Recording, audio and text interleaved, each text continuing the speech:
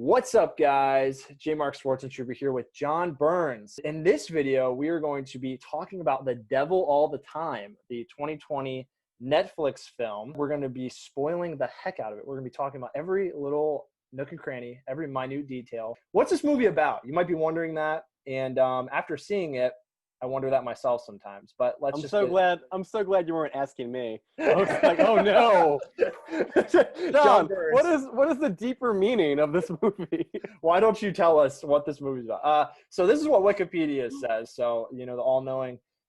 Sinister characters converge around a young man devoted to protecting those he loves in a post-war backwoods town teeming with corruption and brutality. So I'd say that's pretty accurate. Going into the movie, what did you expect? What did you seen before? Where were you at?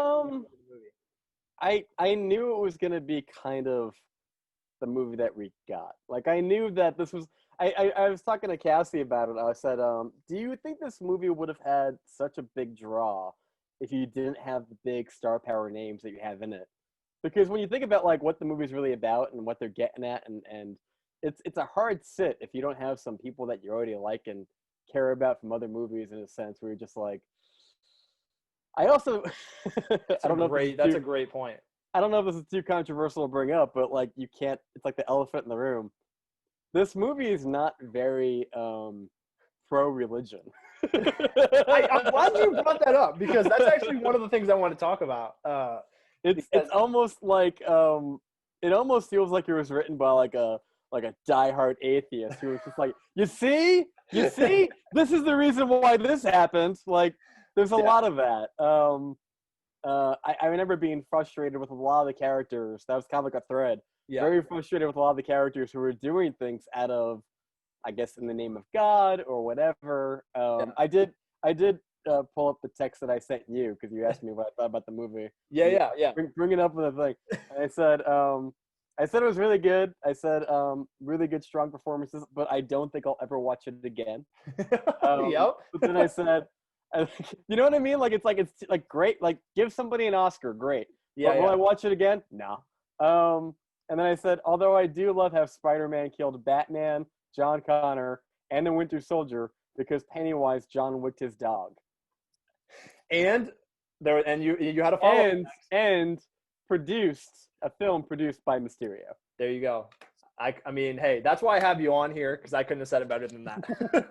And yeah, I got really excited. It almost sounded like horror initially from the kind Wikipedia. Of. It feels like a Stephen King book, doesn't it? Yeah, that's a good point. I watched that show, Castle Rock. Okay. It reminds me a lot of that. It almost has that Shawshank Redemption bit to it a little bit. Okay. But darker. Yeah. Shawshank Redemption was darker. Yeah. But yeah, it reminds me of that Pet Sematary without the supernatural. Yeah. You know what I mean? Whenever you see those I don't know. There was one movie called 1922. I think it came out on Netflix a year or two ago. Oh yeah. And it was that dude, probably feels like it a lot, because isn't that a similar time period as well? Kinda. Yeah. I'm just saying the tall grass, the dude in the overalls, and maybe he's gonna kill his wife. It kind of feels like that movie. And there's quite a bit of that in this movie. A lot of wife killing. Yeah. Not very pro-religion or pro-wife. But when I saw the first trailer, I got excited. I don't know. I was a little mixed when I saw the trailer, because one, I was what the heck is this movie actually about? It seems kind of like a revenge story, but then when it also seemed like a bunch of different stories, not very, I'm trying to think, woven together, but still somewhat separate. And so I was I really don't know what to think of this, what to make of this. But to be honest, once Asia and I watched the movie, we actually were pretty blown away by it. We actually really liked it coming out of it. I think we had some lower expectations, just oh, it's a Netflix movie or whatever. And I will also say, when we get to the whole religion thing, I'm definitely not going to say it's pro-religion. No. But I felt like it actually was surprisingly respectful towards religion in some ways. And so I'm interested in unpacking that, because there were some I don't know. I felt like that was something that I kind of saw and thinking about it afterwards. But yeah. So okay, let's start here. So we talked about like going into the movie. So like while watching it, what were some of your favorite parts of the movie? Like what were some things that stood out to you that you were just like, okay, what are some things that worked? I think for me, like I kind of thought that Bill Skarsgård kind of stole the show for me. Yeah, felt the same way. And if you think about it, he's second billed. But if you think about it, he's kind of got the most screen time. You spend the most time with Bill Skarsgård. Yeah, that's a good point. I could be wrong, but in my brain, like you split the movie in half. The first half is his story. The second half is split between Tom Holland's story, Jason Clarke's story, and the Winter Soldier, Sebastian Stan. Yeah. Like you're kind of like rotating the three plot lines in the second half. The first half is all him. Yeah. And he's good, man. Like so good. I dig it. I didn't really, and I know like everyone knows him from Pennywise. Yeah. So that's probably part of it. But I didn't see like, I felt like I saw the character, not the actor like pretending to play the character. Like, yeah, absolutely. Which is what you get with a lot of very shallow actors. Like when you watch Vince Vaughn, you see Vince Vaughn. You know what I mean? It's like right. Or Chris Pratt. Or Chris Pratt. Yeah. But yeah, so Bill Skarsgård was a highlight. Yeah, absolutely. I enjoyed not that I enjoyed the first half more, but if I was gonna be like, hey, who are we gonna nominate in this movie for a fucking Oscar? I could see them going for Skarsgård, and then maybe because it's like a supporting character, maybe Pattinson, maybe. It does feel like this movie is like Oscar bait. Yes, actors that are very much typecast in their superhero costume, who want to do like, hey, I'm a real actor. I want to prove what I can do. Yeah. And like, all right, well, we're gonna put you in this fucking devil. It's a period piece. You're gonna love it. It's like, you know, I got some vibes of like, and then I didn't even see this movie, but it kind of reminds me of like Lawless a little bit. Yeah. Okay. Like, yeah, that's a great comparison. Yeah. Or like, which I didn't even see. What's the other one? No, I said which I haven't even seen. Really? You haven't seen Lawless? Okay. No, that's a great comparison. To be like, yeah, okay, or like I don't know, like just like Public Enemies, or I don't. Okay. There's not a lot of movies like this per se. I'm sure they're out there. Yeah. Like that, like 1960s. I got my suspenders on, and I'm farming, and I'm doing my. I don't know. I guess, like I said, like Shawshank, or there's a lot of Stephen King movies that I just can't remember, like Dolores Claiborne or some shit like that. Okay. Stand By Me. Yeah. It just feels like they even had like a narrator who very much reminded me of the narrator from The Big Lebowski. Okay.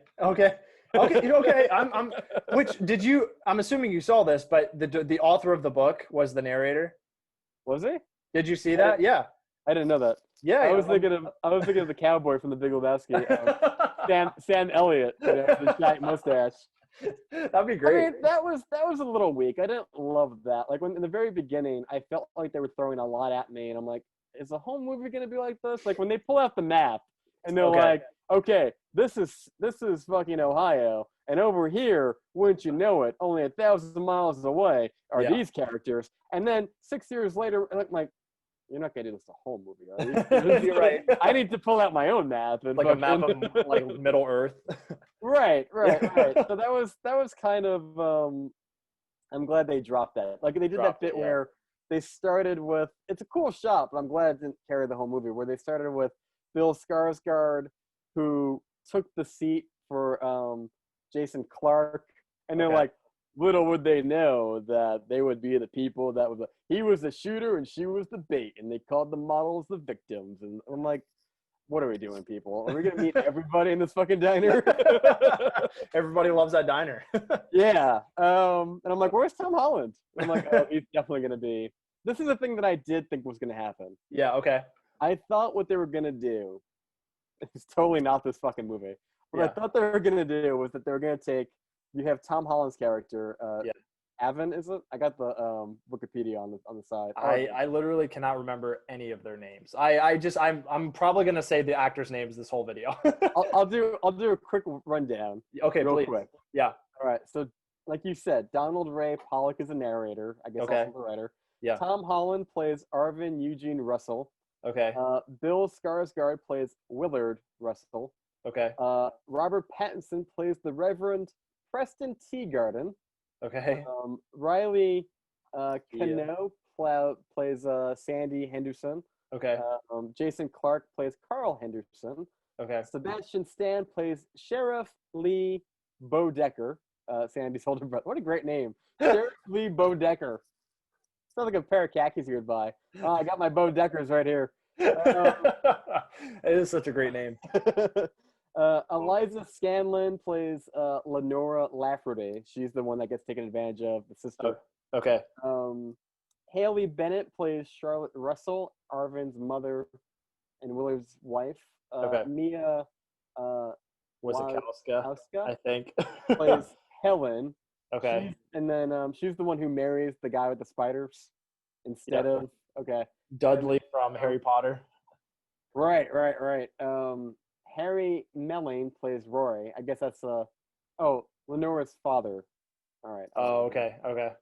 Pokey Lafarge plays Theodore, Rory's cousin.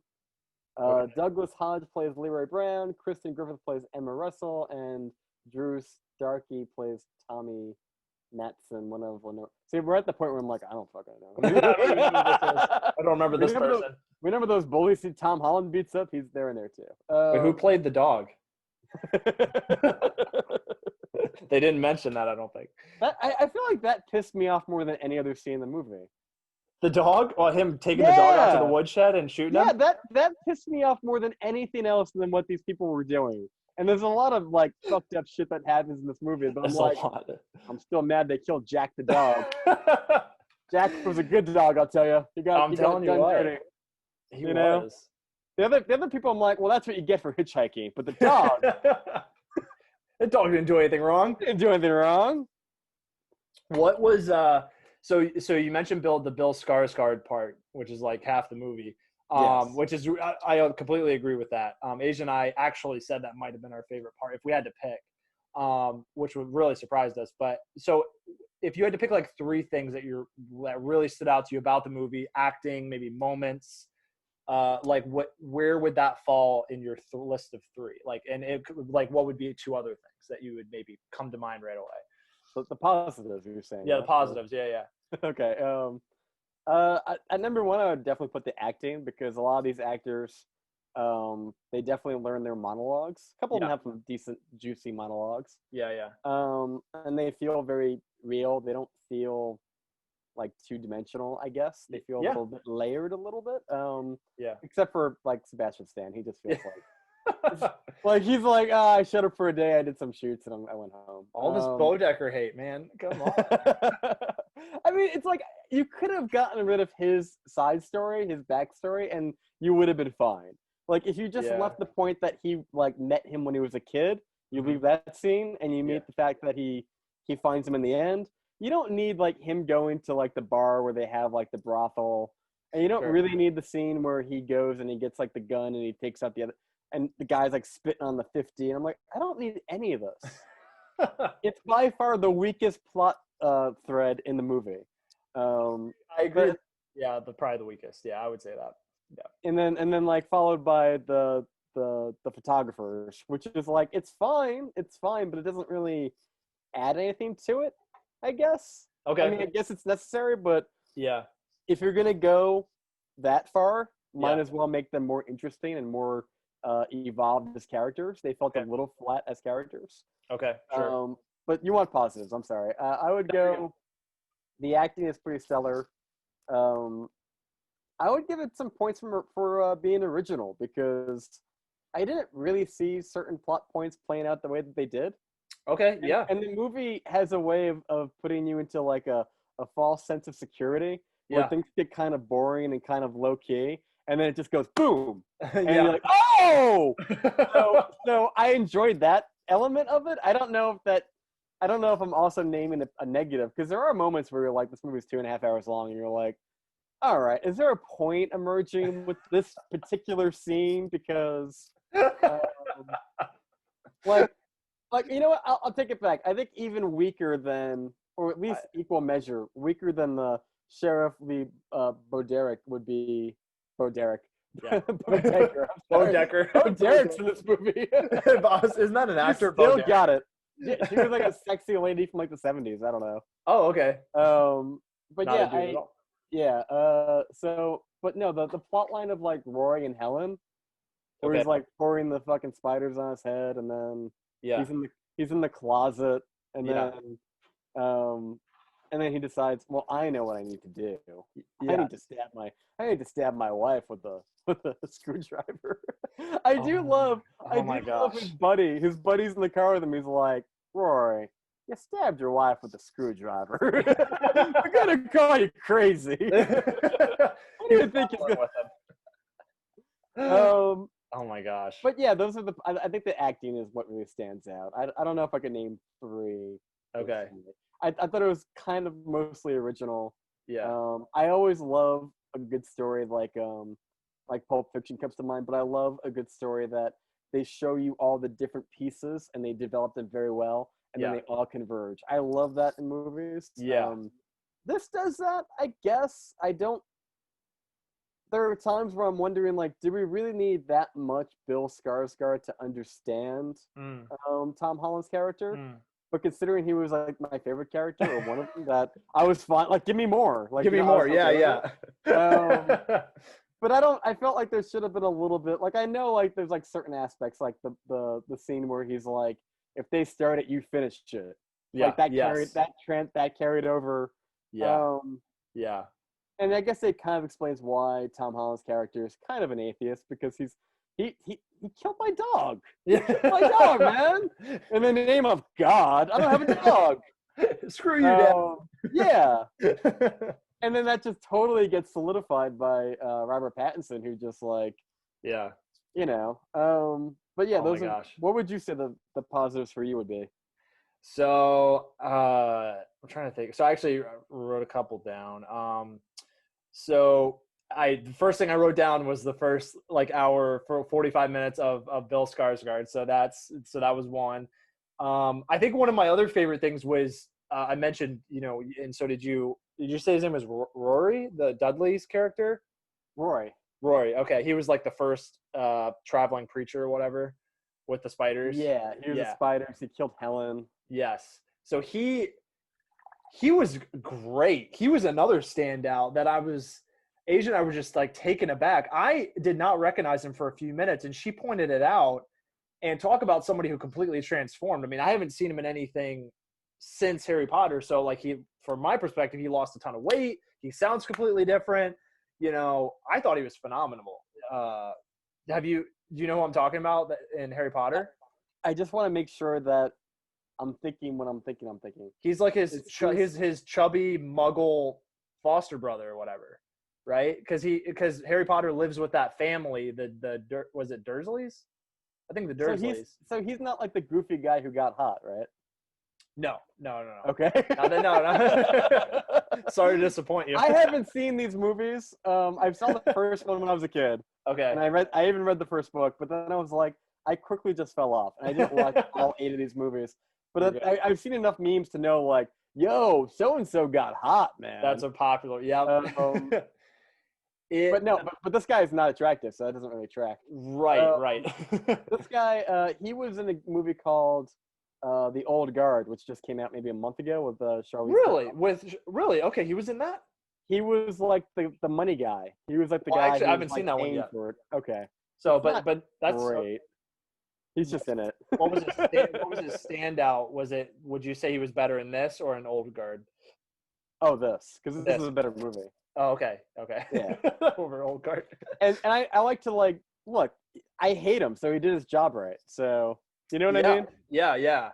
And yeah, he was interesting. And here's the thing. So this will kind of be wading into the religion thing a little bit, but so he was interesting because at first, like when you first. And they definitely manipulate time a little bit in this, which I kind of thought was interesting. But when you first see him in the car, like waiting for her to come into the car, you almost think like, and then the narrator says like this would be the last time anybody ever saw her. My perception was, these guys like travel from church to church, and this is like a thing that they do. that was my perception at first. But then after that, the perception seemed to be like, no, he seems like a genuine believer, but he seems insane. Like that's what, like, he's insane. And the fact, like, and at the very end when he is literally over top of his like dead wife, because he, like you said, stabbed her with a screwdriver, which was one of the most shocking scenes in the whole movie for sure. I mean, I thought he was gonna like strangle her or something. Him just shoving it in there, that was, I think we both jumped out of our seat. But like he seemed like genuinely, like he genuinely believed like God was going to raise her back up. What a fucking asshole, man! Like, no, absolutely. Absolutely. Like, I'm watching it where it's like the level of asshole just keeps ascending. Where it starts off with this jerk off pouring fucking spiders on his head, and then it's like everyone calls him out for being a fucking asshole. Where it's like, you know, he's hiding in the closet. Yeah. You know, like Michael Jackson's in the closet, R. Kelly's in the closet. Yeah. And I'm like, oh, this guy's a jerk off. And it's like, and then finally, he's like, a terrible character. They tell you up front, it was like, it's the last time we're ever going to see Helen. Like, right. You know she's going to die. Yeah. And I'm like, oh, he killed her because he thought he could use that to. It's painful. It's absolutely no. Here's the thing. He's a terrible character, like, absolutely, but I never. But with that actor though, I'm just gonna call him Dudley. Cool. Dudley in that scene, in that role though, I always believe Dudley do wrong. Dudley do wrong, right? I never doubted for a second that he believed all of what he was saying though, which made it all the more tragic. And then, like, yeah, he's an asshole. He's crazy. You know what I mean? Like, so I don't know. I thought he was kind of a complex character, and anyway, so I thought he was a standout. And then I guess I'm trying to think, one of my other favorite things, and you kind of touched on this a little bit, but with the like, if you start something, finish it, the picking the right moment, you know, make sure you pick the right moment. Right. That, like, the whole setup at the beginning, you know, which that was just a great scene in itself. And then the, you know, payoff with Tom Holland, like, oh my gosh. I mean, I think you mentioned all these different superhero actors that are wanting to branch out. I think this is a great movie for it. I don't think it's going to win Best Picture by any means, but, like, no, this certainly was, like, they all had memorable characters, and I think people are going to take note and they're going to want to cast them in more things. Like Tom Holland, this is a bridge. One of the other standouts. Like, he was phenomenal. I mean, he wasn't doing like, I mean, this wasn't like his gay role, or he wasn't like a druggie or anything like that. It wasn't like that. He didn't go that crazy out there, you know. Oscar Gold. Right, exactly. But I thought he was phenomenal in it. I really did. I thought his accent was good. I mean, it was like, I forgot about it after a while. I thought he was really a really subtle character, but then, like, had these, like, explosions of violence, you know. He pulled that off great. I really loved him. And then this is really sad, and this was my third thing. This is really sad and, like, awful but great. But the shot of him when he discovers his sister hanging, right? This is, like, one of the worst scenes in the whole movie. But, like, it's like a long take where he's, like, trying to pick her up, and he keeps, like, trying to get his family, and he keeps, like, kicking the door, and it keeps shutting. Like, that whole scene was just like, I'm not gonna forget that scene. Like, again, it was absolutely, like, heart-wrenching, but I thought it was so well executed. That scene is so rough because if you listen to her narrating, like, she has second thoughts about, like, not doing it, and then it drops, and you're like, oh no, it makes all the more. Yes, oh my gosh, it was awful. So again, the fact that I'm picking that for my favorite moment, but I just, in terms of execution, like, they absolutely, you feel terrible, you know, in that, like, they did their job. So here's what here's kind of a fun one. So we've talked a lot about shocking moments. Yeah. So you go first. What would you say are, like, what do you think are the three most shocking moments for you? I think when the guy gets his dick blown off, which they don't show. Yeah. But when they was it blown off or was it cut off? Like, I don't know, man, but it was gone. He was a bloody Ken doll. Yeah. Scrolling around. Yeah, when they cut to, because you have the two photographers. Yeah. Talking, like, and that's the scene that I'm like, you don't need this. Like, them bickering about her being disenfranchised and, like, take the luggage out of the car. You know, buying a camera is not business. I'm like, all right, whatever. Yeah.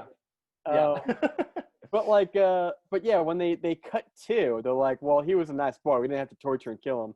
And they cut to, and he's like, he's naked and he's crawling, and there's like no nether regions. He's just he's anatomically incorrect, and he's just that was anatomically incorrect. Yes. That was one scene. I'm trying to think like what else was kind of. I wouldn't say they were shocking. I think they were like badass scenes. Like I love the one scene where it's such a little thing. Yeah. But like when we get to the end where Tom Holland is in the car. Yeah. And I think the inclusion of Roy, or Dudley as you call him. Yeah. The inclusion of that character. Yeah. Is worth it just because it's such a great setup for when Tom Holland is finally in the car. Because you know what's gonna happen. Like you know what the deal is, and like we've seen it. So you're setting the stakes very well. Yeah. By having those different type of sideline characters. But you're just saying they didn't need all of the other hitchhikers. Like they just needed. Well, I feel like they should have done it better. Okay. Like if you're gonna do those scenes in the hotel of them bickering. Yeah. Like, tell us more about these characters, like who they are. Sure. Because they feel like, oh well, I'm a killer and I take photos, and I'm a waitress who just now I want out. Yeah, but like I didn't know why they felt that way or why it just felt kind of flat to me. Sure. So either trim it down because it's not important, or actually flesh give it us out more about yeah. So but yeah, what I love is that one scene, man, when because I'm thinking that Tom Holland is gonna get dragged out to the picnic bullshit, and he's gonna be like kind of holding the gun in his pocket, and like eventually they're gonna draw. He fucking blows him away right away. And for me, that's not even the scene that I love. The scene that I love is when the fucking girlfriend, when the wife pulls out her gun, and they're like crisscross Mexican standoff, and I'm like, oh! Like that was the scene. Like if Tom Holland was like a video game character and this was a game, his combo move, his go-to move to always win would be falling flat on his back with the gun up.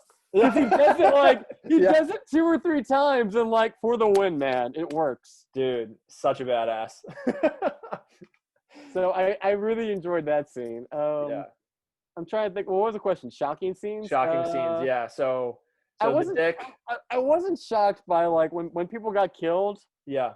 For the most part, I kind of saw it coming. I can't say I was shocked. Like they lead you into it. Like like all the people the photographers kill, you know it's coming. And Robert Pattinson getting killed. Yeah. You know, I do love that he threw the fucking Bible at him though. He's like I'm looking at my girlfriend, I'm like, did he just throw the Bible at him? And I'm like, well, I guess he used what you got. It's like, he threw the book at him. There you go. Oh my gosh. But I saw that coming a mile away. Like I said before, the suicide scene. I didn't quite see that coming as far like as how it played out. Yeah, she was gonna like take the rope off, and then like she slips, and I didn't see that coming. Yeah. What about you? I'm trying to think. Well, so going along with this, I was looking this up. So this is the critic consensus on Rotten Tomatoes, right? And I think it's kind of interesting. So right now it has 64% critic rating, which I think is I think it could be a little bit higher. But anyways, but the audience score is 83%. So the consensus though is the devil all the time's descent into darkness can be harrowing to the point of punishment, but it's offset by strong work from a stellar cast. I would agree with that. Yeah, like, I mean, I don't want to rewatch this right now. Like, it is draining to watch. Yes. Like it's like a real like Schindler's List, Sophie Choice kind of movie. We were I don't want to have my fucking guts torn. Like I can agree. Yeah. It's well made. Right. It's a good story. Right.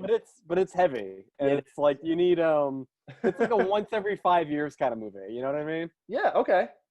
Sounds good. We'll set a timer 5 years from now. We'll do the follow-up test. Has it gotten better? No.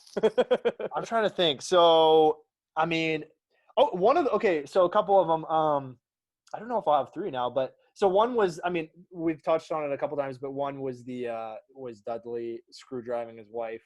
You know, that was I mean, that was like, yeah, that we jumped. Again, it was really the way it was done. You know she's gonna die, but just Right. I figured he would have shot her or strangled her, maybe, or I feel like that at could no maybe point be did I. seen as a punishing scene, like just screwdriver. Or Alice from Alice in Wonderland, mind you. That's who she was. Alice from Alice in Wonderland, getting screwdrivered in the neck, and then she's like crawling while bleeding out, and then he prays, like begging God to, like, okay, I could see that as like a punishing scene. it's not gonna work. No, it's not gonna work, buddy.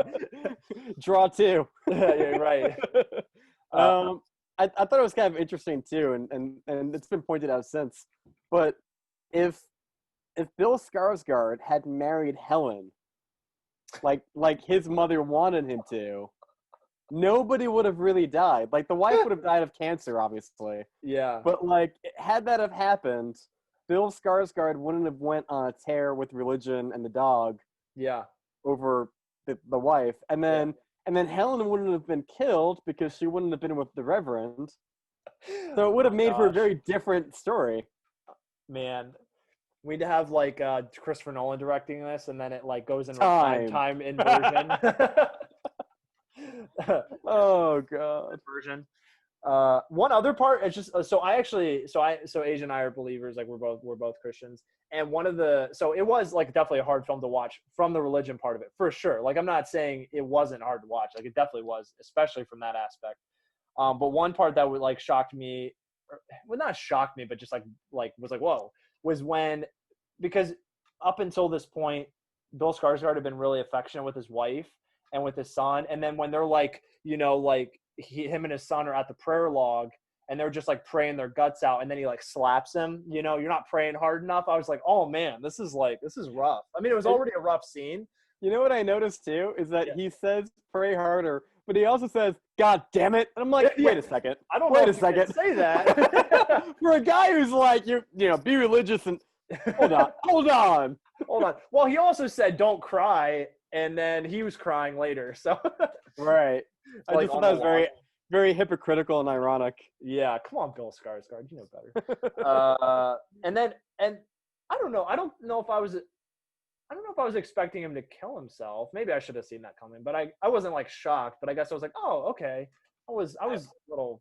I don't know. I wasn't shocked. I thought it was gonna be like those hunters that walked by. I thought maybe they killed him. Okay. Yeah. Do you know what I mean? Like we're gonna find out like the knife marks don't make sense, and then some bullshit, because like they were building that tension up. So I figured maybe they were gonna come back and start some shit, because he did tune them up pretty well. Which going back to that part, man. So as a Christian, and then somebody who loves badass movie moments, I mean, it doesn't get better than that. So there's the first part. They're praying at the prayer log, right? And then these guys are coming by just saying the worst things possible about his wife, right? And he's like, no, we're going to keep praying. And I'm like, okay, I mean, I guess it's the right thing to do, but like, timing is everything. Like, really? It's like, okay. And then you get the payoff of him like, okay, now's the time. And then he just beats the crap out of him. Even Asia's like, whoa, he's going a little too far. Like, and I had that thought satisfying. Too. Like, I just imagine, like, did he know, like, from minute one that he was going to beat him up later? Or was he just was he just eating, like, a ham sandwich, like, 2 days later going, you know what, I should go fuck those guys up. Yeah. Like, right? Like, I want to know, like, what the train of thought was. He was like, well, pray now, and then... He's, like, he's plotting on the side. I thought that for a second, I was like, oh, really? Like, come on. Like, is this where the movie's going? But I thought that they actually, like, while he was praying, they went and took advantage of her because you see her on the floor. And I'm like, oh, no. Like, really? Like, I mean, that's such an obvious way to do that, an obvious way to present that. But then the fact that, no, like, they actually didn't. And then he still just goes and beats the shit out of him because I'm like, I don't know. I love that. Bill Skarsgård could do no wrong. I do love that they didn't go at the obvious plot points. Like yes. You're right. That would have been the obvious. Like you were saying, yeah. I did have a thought though. Yes. Was that go for it? It would have been nice if your wife is dying of cancer. Maybe spend more time with her than outside praying, like for 10 hours a day. Yeah. That was the thought I had. Like after the movie, I'm like, Yes. I also had thought of, wouldn't it be great when he killed himself at the prayer log, the dog came back to life. Um, it's like, Oh. You don't get to pick and choose which happens here. Yeah, right. Oh my gosh. That would have been like the Stephen King version. That would have been like your Pet Cemetery. But there you go, Pet Cemetery. Which is funny because Jason Clarke, the photographer, was in that. He's in that. I heard and that he was in Lawless. Jason Clarke is the through line to all these movies. He was in Casper too. Was he really? No. Jason Clarke is an actor that I don't understand how he made it in Hollywood. Okay. I'm not saying he's a bad actor. Okay. I'm saying he's fuck ugly, and I don't understand why. Okay. Yeah. Why somebody was like, we should put him in that fucking Terminator movie. Planet of the Apes sequel, we should put him in that too. Like, I don't understand how he's kind of like Patrick Wilson from The Conjuring, where I'm like, sure. He's not likable or charming or not even like an interesting character actor like Steve Buscemi or something like that. He's just white toast, man. He's just a glass of, he's like Wonder Bread. I don't get it. I don't understand it. I think he's got favors and connections where like he's worked his way in. Yeah. I just don't get it. That's a whole nother conversation. So I was with you until you were listing all the things out, like saying that Patrick Wilson was that way too, and I was like, whoa. No, I know. I'm just completely in, but I guess he does. He's never my favorite part of the movies he's in. No, but I feel like he does an okay job. It's just he carries it. He's just not memorable or like fuck. I feel like he's not distractingly bad. He's good enough for the character he's playing. Yeah. But I don't see how he became Well, I haven't seen this movie, but I think he played a Kennedy in, what was it, Chappaquiddick or whatever. And I heard good things about that movie, but yeah, like I said, just from what I've seen, again, Dawn of Planet of the Apes is one of my favorite movies, but he's not like my favorite. He's almost like a Christian Bale in the Batman trilogy. Like, he does a great job, but he's not my favorite part of the movies. I mean, like, he's not the reason I watch those movies, you know? True. He's just kind of like, I don't know. But I would argue that Christian Bale is a better actor than. Oh, okay. Yeah, I could see that. Like, he's done movies that are like, the problem with the Batman movies is that he typically gets sidelined for the fucking villains. Yeah, that's true. Short of Batman Begins, like, it's not really his fucking movie. So we've touched on the religion part. Sorry, I didn't mean to. No, I was just like, Patrick Wilson and Batman, don't get me started. I'm going to go. So we talked about religion a bunch. So yeah, what are your thoughts? Like, watching it, like, I don't know what your background is, but just like, yeah, as watching it, like, where were you at? Like, I mean, I think you kind of touched on it a little bit, but. I mean, without getting into my own personal beliefs, I guess, like, it doesn't paint religion in a positive way. It's kind of like the argument of like every holy war or everything that's been done in the name of God, as far as the negatives. Mm-hmm. Because I'm trying to think again a little bit. Yeah. It doesn't seem like there's any, like, it doesn't feel like, well, because somebody had a belief in God, something great happened, man. Yeah. It was like, let's break it down. Like, I mean, like, the mother's religious, right? He's not religious initially. Yeah. Because they keep showing that postcard of like, I started praying again. The serial killers aren't religious, are they? I don't think they are. No. I don't think they ever met. Yeah. Oh, there's one line in the narration. Clarke character. It's the closest he can come to God or have a religious experience of killing somebody. Yeah, there was some line like that. Yeah. Okay, so like the first time they actually, because we didn't get to the whole Willard praying because of his wife. But the first time is like Roy killing his wife because he believes that he can do that. And even down to the point of like him pouring the spiders on his head. Yeah. Him thinking that he is, I guess, like a prophet where God will swipe away the spiders and not sting him. Right. I don't know how that didn't happen on trial number 1, to be honest. You know what I mean? Like, pretty convincing, yeah. Because apparently he tried that a couple times, and then the narration is like, 6 months later, it bit him in the ass, and it didn't work out. And the reason, you didn't notice the reason it didn't do it the first time? Why? So it's clear as day. I don't know why you didn't know this. Because there were CGI spiders. That's why. I was watching. I'm like, yeah, those aren't real spiders. Yeah, Yeah. I was kind of doing like that squinty like not look thing. So I Yeah, didn't look that closely yeah. That's how they get you. Yeah. because I could have swore I saw one go in his mouth, and I'm like, oh. I thought I saw. Yes, yeah, I thought I saw that too. So like definitely address it. So yeah, they show that, and then obviously then the Robert Pattinson character, he's like just the worst. Yeah, he's the fucking worst. I don't think And he has any redeeming qualities. No. I really don't. I think he's the kind of guy that probably believes that because he's a reverend and does church, that it'll counterbalance all the bad shit he does do. Or I think that his ego has been built up so high from the people in town that he thinks that he's like kind of like a god, kind of like Homelander from The Boys. He thinks that he's got a god complex where he thinks he's entitled to do the things that he does because he's transcendent above man, and he's do you know what I mean? A little bit of that ego kind of playing a little bit. Yeah. We do get a very revealing line, because it's the only line in the entire movie that we really know this character is when Tom Holland's got the drop on him, and he's still bullshitting. He's like, I don't know what happened. I don't know. And finally, he's like, do you know what that would do to my reputation if they knew that I had a bastard child? And if it's the most honest thing he said in the whole movie is right before he dies. Oh my gosh. Because everything before that, he is so cringy. He is like, well, I mean, you can't be pregnant with my baby because when we were together, we were in the presence of the Lord. So what you're saying doesn't make any sense. Oh my gosh. And then he talks about her delusions, which that's a great sermon. Well, not a great sermon, no, but a great it's not a great sermon. I've never been in the presence of any sermon like that, but and even the scene before that, like when the grandma brings like the plate of chicken livers, and he gives that speech about well, it's just like the biggest dick slap backhanded compliment. I don't even know what to make of it. Dick slap. I don't even know what the point.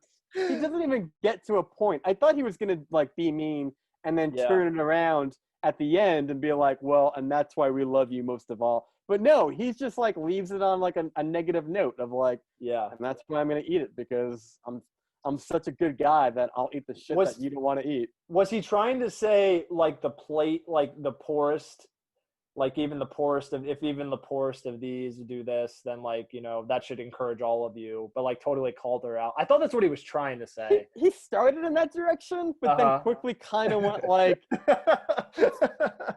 it's where. And then I was wondering, I'm like, was Tom Holland right when he's like, because they show him licking his fingers. I'm like, did he just really enjoy it and didn't want to share?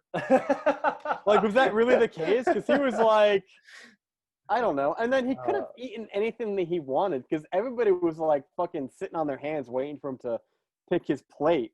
Oh so my gosh. He could have done. So painful. I remember watching the movie going, I totally understand why these characters drink so much. If I had to live in 1945 where your big highlight of your week is well, once a week the whole town meets up in the church and we listen to Robert Pattinson and then we I totally get and he's being a dick to the poor lady with the plate and my God, I know now why they all drink and smoke so much because we have iPhones and fucking TV and Netflix and they have to they got the Bible and they got crocheting. I don't know what the fuck they do. Right. Churn butter. I don't fucking know. Having sex on a school bus.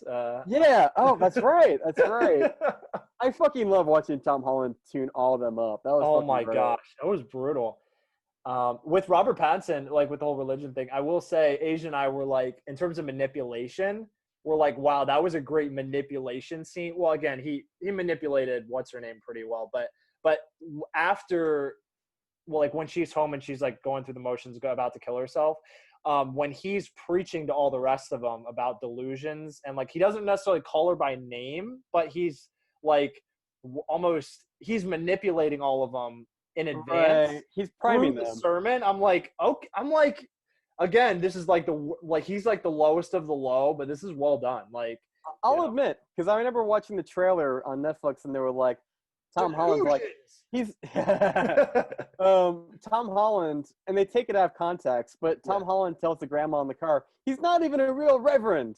And I thought that was going to be a real plot point where, like, he was like a con man. Yeah, like maybe he, like, either he killed the real guy or like something happened to the real guy and he just kind of took the place of that guy. Because like I'm watching it going, he's not a real reverend. Like he's like stepping in, and maybe there's like a Ponzi scheme going on. Okay, or he's stealing money. I don't know what the deal is, but something's off about him. And I thought for like legit, he's not a bad reverend. He's just like a fake reverend, you know? Sure. And then, so were you pleasantly surprised or disappointed when that never came? I was just happy he died. I didn't really care. I was like, well, he's dead, so either way. For a second, I thought that he was going to keep the mask up, like completely, and I'm just like, no, come on, just drop it, and then he does. Give us that much. Ooh! Yes, he dropped it. I'm like, okay, it's what is it about it? Like, we want the bad guys to know that they know that they're shitty. Yes. Like we don't want the oh, he's delusional and he doesn't know better. We want to know that he knows he's shitty. Right. No, that's a good point. It's interesting watching it. Asia was kind of saying the same thing. Like, man, I just feel like they took a big steaming pile on religion. And it's interesting, like, and thinking about it more and more, it's certainly what you remember about the movie. Like, the flashiest moments are all of the terrible things involving religion, like, for sure. That's definitely that's definitely the most memorable. But so, like, in thinking about it, so what's the grandma, right? So Tom Holland's grandma, Bill Skarsgård's mom. I thought she was an interesting character. So she was deeply religious. Like, she said she felt like it was almost a ministry, like with like her cooking and everything. And she was like clearly a respected character in the movie, like really well loved. And she was really religious. So I was like, okay, well, that's a character. So I'm like, okay, so they actually do have, you know, a character in there that's like, they're not all scumbags. And I never thought that the congregation, I mean, I guess they did kind of feel like sheep a little bit. Like not many people really spoke up about the weird stuff that was going on. But I never really felt like they talked down to the congregation much. So I was like, okay, so there's that. And then obviously they have Bill Skarsgård, who like is in his grief doing crazy stuff, like, you know, slapping his kids around. And then, you know, well, obviously that's not great. Or go ahead. I'm gonna drop a thing on you, which I think will kind of be like, I don't know. Yeah. The movie's called The Devil All the Time. Yes. And when you think of the scene that they use that in, yes, Bill Skarsgård is saying, or the narrator is that the devil is always kind of working and you have to kind of beat him off all the time. That sounds really bad. You need to Mark, what are we talking about here? But you need to like be like working in the opposite direction of So I think what the movie is trying to say is that the devil is in the details. Okay. So you could have something like religion. Yes. And all these things that start in a good place. Yeah. But you take that and use different elements, like you call it metaphorically the devil, who poisons those ideas, twists them to the point that now you have people who are doing things what they think is God's will or something that would be, but it's not. It's something that's been poisoned and twisted. Kind of metaphorically by the devil in a sense. Like that's what was my takeaway. Okay. You know what I mean? Like this is not a movie about religious people, but like maybe kind of like people's demons, or if you want to take it that far as like the devil, kind of twisting shit around to the point that this is what we got. This is the dark side of all that. Yeah. So that would be my takeaway, is like the devil's in the details. Because like all these bad, vile people, not necessarily Bill Skarsgård per se, but like all these bad people, they have their own rationale, and they're taking certain elements that are useful for them to make it okay to do the terrible things they're doing. Yeah. You know what I mean? So like that was my takeaway. Like they're not good people. You got good people bad people using, I guess, good principles in bad ways. Okay. You know what I mean? It's like the dark side of it. Like you have a reverend who's supposed to be the good guy, and instead he's the worst.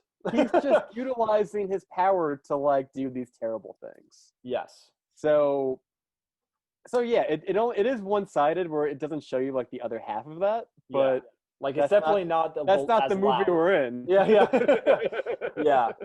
And I feel like a lot of times, like as a believer, it definitely feels that way too. Is like in life, you know, life feels that way. It feels like the worst is the loudest, you know. the loudest cymbal. When you look at the news, you hear often the worst of it, Right. So I feel like, I mean, in some ways, maybe it's like an accurate slice of life.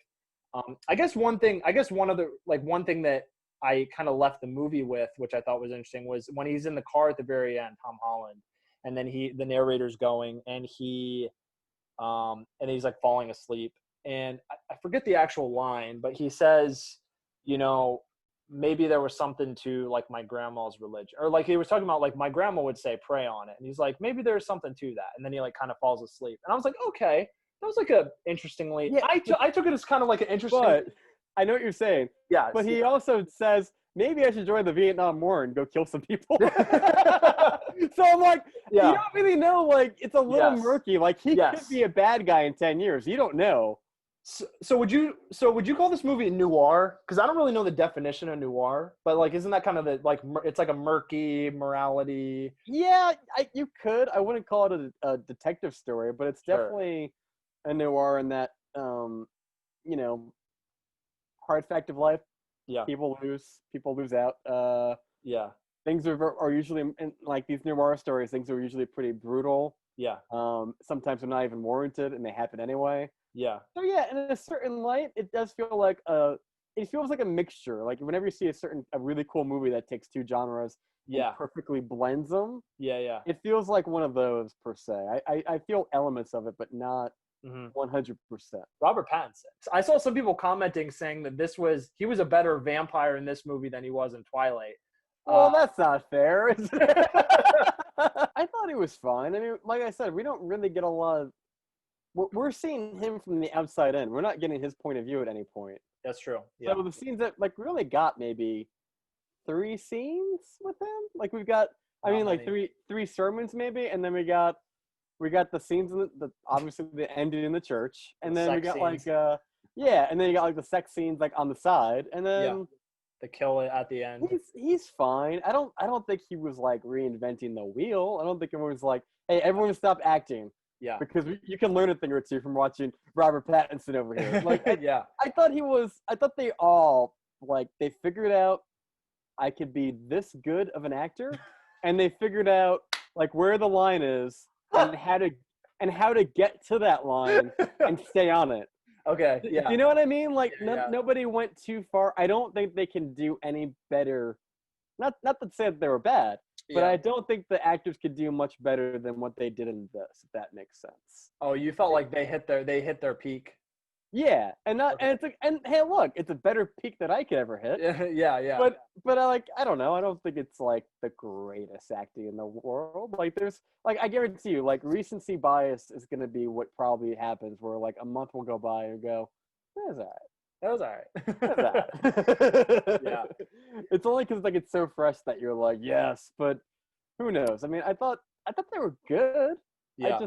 I wouldn't like call my friend immediately and be like, you gotta see this shit. Mm-hmm. Do you know what I mean? I guess Tom Holland was probably the. You know what it is too is that you haven't seen all these actors. Like I haven't seen Tom Holland in a lot of stuff. Yeah, right. So to see him do pretty well in this was like. That kind of shook me a little bit more than say like I've seen Good Time, I've seen what else did he do? The Lighthouse. Yeah. And I'm like he can The Rover is a good one. It's got Guy Pearce in it. Okay. He set the bar so fucking low with those goddamn fucking vampire movies. He can only go up. Yeah. I guess you can make an argument like were the other two actors in that franchise. They tried to do something else and they still suck. Yeah. I didn't see the Charlie's Angels movie. I did see Underwater, which I was like, nah. He has transcended the Twilight. His Twilight co-stars. He's got the possibility, but he hasn't done that movie yet.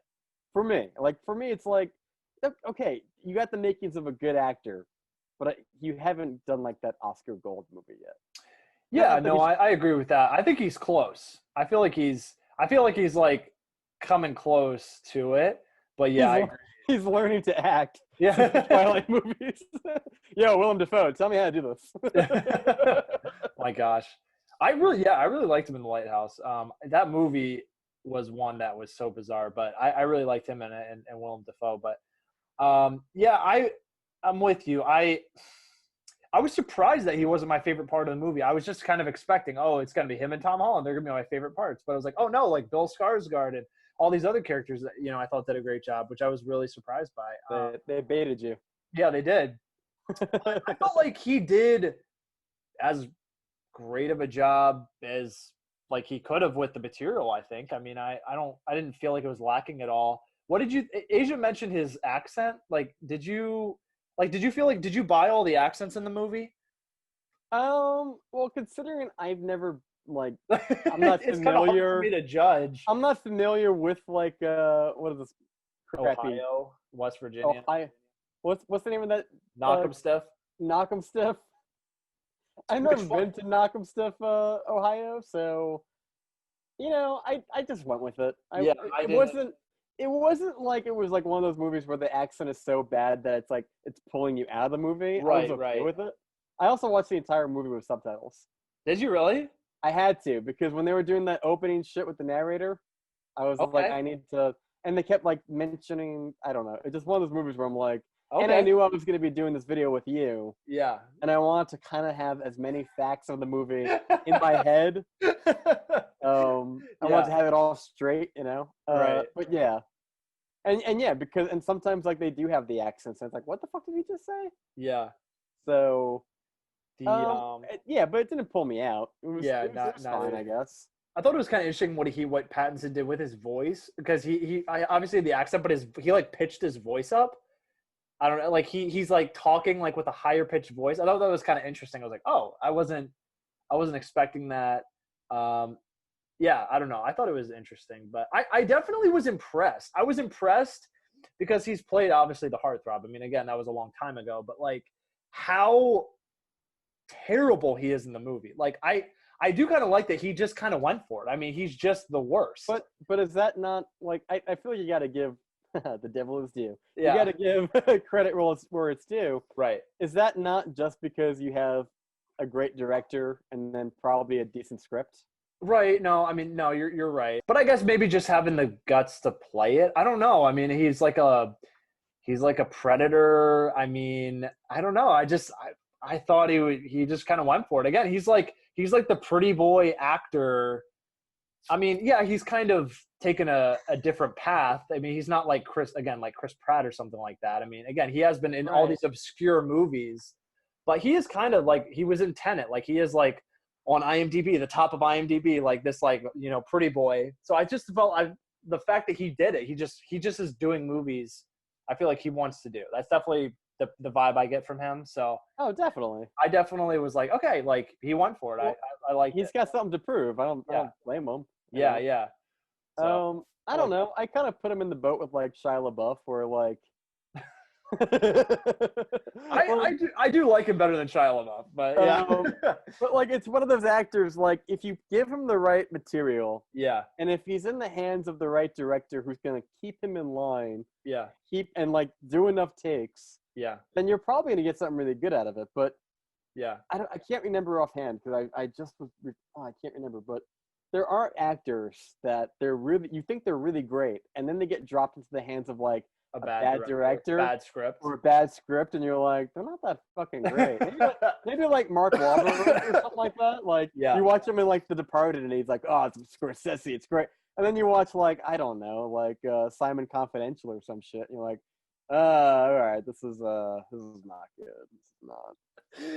So that's why I believe you gotta give credit to like the directors and like the editors and the script. The production around an actor can really make or break a scene. Even Jennifer Lawrence is probably another one where you're like, if you don't have the right people around that actor, I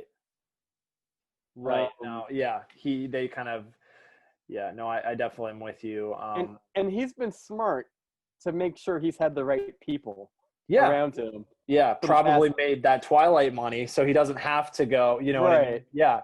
But I don't know if it's one of those actors like, you can drop Denzel into any movie and he can like transcend the movie. This is a really good point. I'm glad you brought this up because I am trying to think of like his Robert Pattinson's recent movies. He really has worked with amazing directors, just a string of them. He also takes characters that are like in heavy wardrobe. Not necessarily heavy makeup, but they're like they could be action figures on how distinctively unique they look. Okay. So I think that Well, aids like- him a lot in like, you know what I mean? Yeah, changes his accent too. Yeah, I mean, I guess you just have to if you're British. You just have to learn to do that because you want to play every American. So, I mean, by default, if you're British, you're probably a better actor. So. right? No, that's a good point. So, yeah, no, that's a good point. Like, I want to see, like, I'm trying to think, has Robert Pattinson been in a bad movie like lately that he's elevated? That's a great question. I wouldn't say like he's done them. Like I saw a movie called Remember Me. Wasn't that like a 9/11 movie or something? Yeah. Okay. Yeah, that was a big twist ending, and he's like, he's fine. He's there. Yeah. Okay. That's usually the vibe I get. I'm like, he's there, and he's okay. Like, No, he's not bad. He's just not. Burns, what are you saying? He's not Jason Clarke. Okay, what are you saying? I don't think he's amazing. Okay. I think he's fine. He did a good job. Because you haven't seen Tenet, man. Once you see Tenet, everything will change. So, any final thoughts? Like coming out of the movie, like anything? I feel like we touched on a lot, but like, what do you? We did. Yeah. I'm looking at the synopsis to be like, did we miss anything? Yeah. And I'm quickly kind of skimming over it. It's like, so he killed the wife. There were gay guys in this. I wasn't expecting that. Who were the gay guys? I think that mob boss guy was gay. See, that whole subplot just like I was lost on me. Like the whole bullshit of like him running for election to be whatever, and then better the dirty. sheriff. Yeah, he's like, I got an election to be sheriff. Here's a button. Yeah. And like the guy spitting on the $50 bill because he's not making money. If they're not making money, and his sister's a prostitute, and that's fucking shit up. Like, what are you talking about? Yeah. I am so confused. Like, I don't know if it's because they didn't show it. Like, it was all just like talked about, maybe. But like, I have no idea. And like, I get it. He's a dirty cop. I guess that was the whole point. He's a dirty cop. Yeah. And he killed those two guys so that when he got to meet with Tom Holland, you knew he might potentially kill Tom Holland. He's like gonna do whatever to protect his reputation or whatever. Yeah. I thought he was gonna call it quits like the second he found those photos. Okay. Because he burnt the photos, and I figured doubling down. I just figured he's gonna I'm gonna let the whole thing go. I got an election coming up. I don't even really like them that much. You know what I mean? I just figured he would have burned it and then dropped it. Yeah. There's two scenes that happen purely for the movie to keep going. Mm-hmm. The one scene is him getting the phone call saying hey, listen, Tom Holland, we think he's the guy who killed your sister. If you want to get out there and go hunt him down, by all means. Yeah. What are the odds of that happening? The other scene that I thought was this is just for the plot. Okay. When Tom Holland is told by the cop that the sister was pregnant. There's no need or reason why that had to happen at all, other than the fact that he just wants to let him know. But wait, you didn't think it was realistic? I mean, back in the 50s, probably not. They probably would have just left well enough alone. Okay. I don't know if they would have actually told Tom Holland oh, by the way, your dead sister. Well, guess what? She was also pregnant. My condolences. Yeah.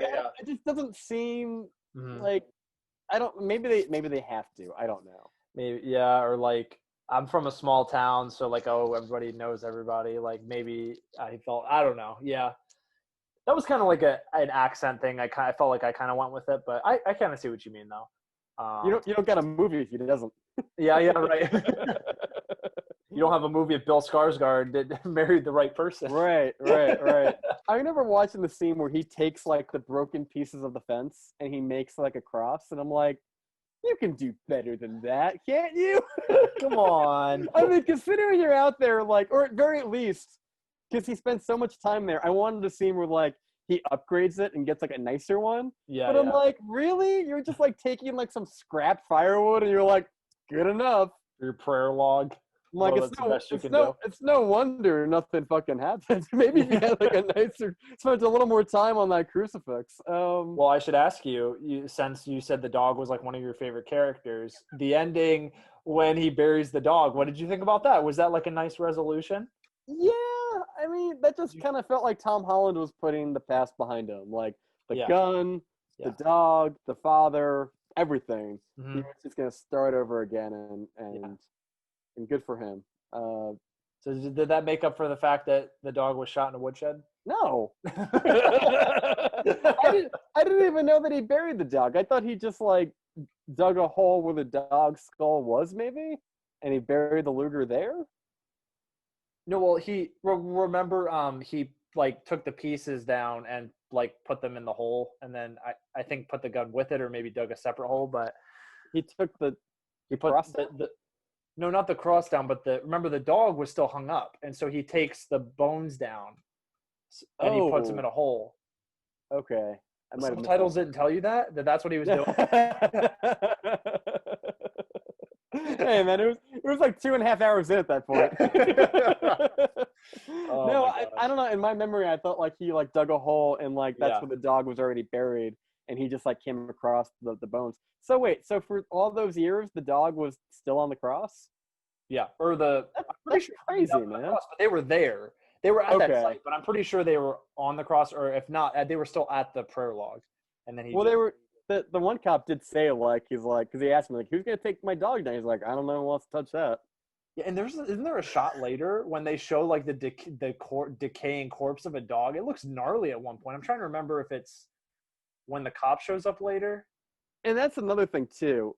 And I know it's a story, and you have a narrative and a theme, and you want to convey this. Yeah. But in realistic terms, if you have a suicide and the dog nailed to a cross, not a very great cross, by the way. Yeah, right. Wouldn't the detectives, the cops, wouldn't they have, like, taken the cross down? If nothing else, just, like, dig a hole and kind of push the dog and like, pushed it all in the hole and kind of, you know. Did it ever happen?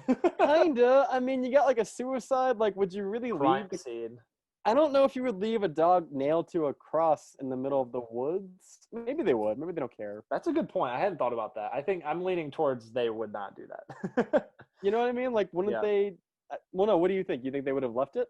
No, I think you're right. I think they would have probably knocked it over or like done something to it if it was a crime. I mean, if it was 2020, they definitely would have, because they'd been like, no, we can't have this here. But back then, maybe they were just like, nah. Right.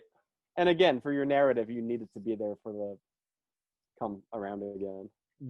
I will say one little fun fact again. So again, the author of the book narrated it, but he actually lives in Knockemstiff. He's from, that's like a real place. Knockemstiff is a real place, and he's from there. Yeah, but yeah, I was like, oh, well, that's super cool.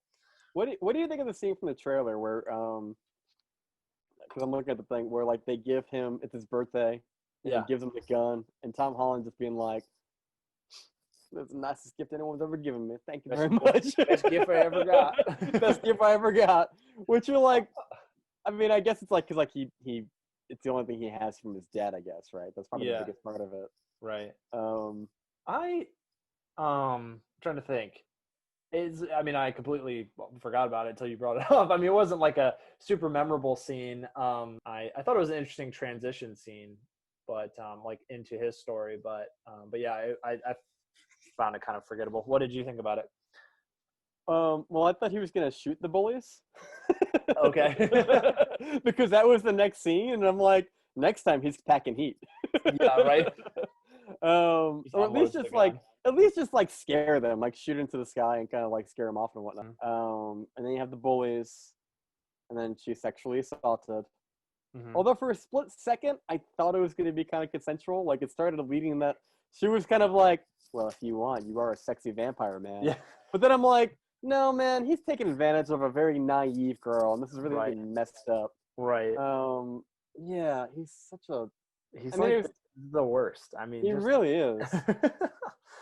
Do you think Tom Holland was like I don't know, morally okay to do what he did, like just take him out and?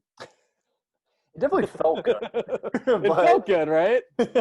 Like I considering that, like, not only did he do that to the sister, but considering he just kept doing it to like the next girl, It's like, well, you're basically stopping a predator from repeating the cycle. Yeah, I mean the right answer I'd say is he probably should have tried to find that good cop friend that he had and maybe like brought him in on it. But Did he have a good cop well, I friend? mean, the one that was like, "Hey, I gotta tell you, your sister was Oh, pregnant." yeah. But it was certainly satisfying, though. It was very, very satisfying scene. Well, and he had the groundwork from Bill Skarsgård to do that too, because Yeah. it's very much like father's gun. They Right. start it, you finish it. Right. I think that this guy, Reverend Preston, had such a big ego, Yeah. and he felt that he was so well revered in the community Yeah. that he could do no wrong and that he can easily just get away with whatever. That he wasn't overly cautious. Yeah. And even if he did get caught, he probably felt that he was so good at his job, he could just talk them out of it Yeah. and like win them over and schmooze them and all that kind of bullshit. So Yeah. yeah, he was a little sloppy. For sure. And I think there's one scene where like he's sitting in a rocking chair and the girl's like going down on him. Tom Holland's like right there in the window. I'm like, how do you not see him? Yeah, he's not even like in the distance. He's like, hey man, how's it going? I'm your friendly neighborhood peeping Tom. I mean, granted, I know Robert Pattinson's kind of like in the moment, not looking around at windows and whatnot, but like, dude. Oh my gosh, yeah. Tom Holland's like, I gotta be sure. Yeah. I gotta be extra sure that he's really doing all these things. Why did the sheriff kill the two people in the house? Didn't they like kind of threaten him, or they said like, I don't know. I guess they were gonna blackmail him, right? I mean, if he wasn't in line, they were telling him like, hey, here's your cut, your weekly cut. It's gonna be this amount until things are fixed. Mm-hmm. So like he was taking a pay cut, and then I guess he was inspired by the trackless gun of like, oh, that's great, what a good idea. But I don't know. And then like the guy by the sink, I felt like he didn't deserve to die. Like, right? Yeah. The guy who was like eating the other guy's scraps, he's like, don't eat my scraps. And like he's making the guy eggs and coffee. He seems like a good guy. I mean, he does seem nice. Probably a criminal, but you know. I don't know. I could not follow that for the life of me. I know he was trying to win an election, and the sister was like, I guess, hooking, and which was conflicting because he lives in a town. Yeah. And the couple like that were killing people were like constantly traveling. Right. So I don't know how she was stirring up like bad news for him in his small town. Right. Well, it almost seemed like they kind of parked at that motel, or maybe that's where they lived out of the motel, but then they just drove around maybe. But I don't know. I'm with you. That was a little tough to follow. Especially him killing those two guys. Like, what exactly motivated him? I felt like I kind of missed something too there. Like I said, short of the fact that they just want to build the stakes for when he goes up against Tom Holland. Right, but just it making sense in the moment. Maybe he's like a homophobe. Maybe. Well, wait. Those two guys were together? Oh, that's what you said before. They lived in the same. They were like both in bathrobes, right, in the same house. I kind of. I just assumed that they were like stereotypical mobsters, and the other guy was such a like Don Corleone that he had like a little minion who just waited on them all the time, and like he drives them, he dry cleaning.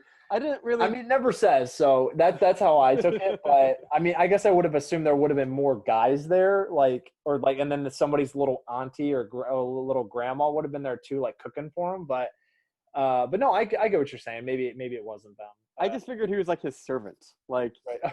His number two guy, like Bob the Goon. And I'm sure he was serving him in some ways. I don't remember anything. Like, it's not like he ever like touches his neck or something. Like, there's nothing remotely. Well, they were eating together. I don't know. I just felt like you only know like three people back then, right? I mean, you only know like three people in the whole world, you know, because there's like not many people. I don't know. It's just they both were in bathrobes. That's just kind of the vibe I got. But maybe in the director's cut, we'll know for sure, I guess. See, I always watch these gangster movies where like the mob guys always have a bunch of like hanger-oners. Sure. Who just like either want to be like a badass or they want to like work their way up. So I never really thought that he was. I'm gonna go rewatch it because I'm like, is there some sexual tension going on? Or when you rewatch it this weekend, let me know what you find. Like the one guy is spitting on the bill, and the other guy's like, "Ooh." He's like licking his lips. During the drive, Arvin remembers his childhood, questions if he should enlist to go to the Vietnam War, and he falls asleep in the car of the stranger. Credits. Boom. Yeah. Yeah. Best movie of the year. The Devil. Well, you only got like 12 to pick from, so. Yeah. Oh my god. That's it, man. The Devil all the time. I would definitely recommend it. I just wouldn't be quick to rewatch it again. Yeah, I definitely think it's like one of the better Netflix films for sure, like hands down. But yeah, there's a lot of really bad ones. So you know what this movie is? This is one of those movies that you don't like go and put it on Netflix, but you go on YouTube and you watch like select scenes that you like from the movie. Sure. Yeah. That's a good point. There's some really memorable scenes for sure. Like, yeah, ones I would want to rewatch again. So that's a good point. Aisha did talk about watching it again though, so we might end up watching it again sometime. But I'm with you. If it would have been a different cast, I think it would have drug a lot more. But I think because they had at least a B-list cast, A to B-list cast, like they did a really good job. Like that made it really interesting, for kind of following through. So. Would you have preferred if this was like a one-off miniseries, like 5 episodes? I kind of thought about that. I kind of like that it was only 2 hours. But I feel like they could have, like they definitely could have made it a miniseries. Yeah. There's enough there. Yeah. Who is Chris Evans supposed to play in this movie? He was supposed to be Sebastian Stan's character. Oh. I feel like that would have been so interesting. I would have loved to see him play the Reverend Man. Okay. Chris Evans. Just because it's kind of like Knives Out. It's so not Captain America. This movie doesn't have one joke. I'm trying to think of one. There's not a single moment of levity in the entire movie. It is just very, yeah. Like maybe I'm trying to think, like, is there maybe something with like the photographers, like if something goes like sideways? No, I don't think so, man. It's pretty down and out. Yeah, it's pretty rough. So it's funny, 2 of my coworkers, like my manager and one of my other coworkers, like, oh, we were gonna watch it over the weekend. We're gonna watch it. I'm like, can't wait to hear what you think. But yeah, man, well, this has been great. This has been a ton of fun. Guys, definitely check out Burns Reviews. He does Ending Explained videos, Blu-ray trips, reviews, reactions. Great guy, ton of fun. Definitely check him out. And yeah, I'll let you get to drinking all that water, and we'll talk again soon, man. Man, you be good. All right, we'll see ya. Bye.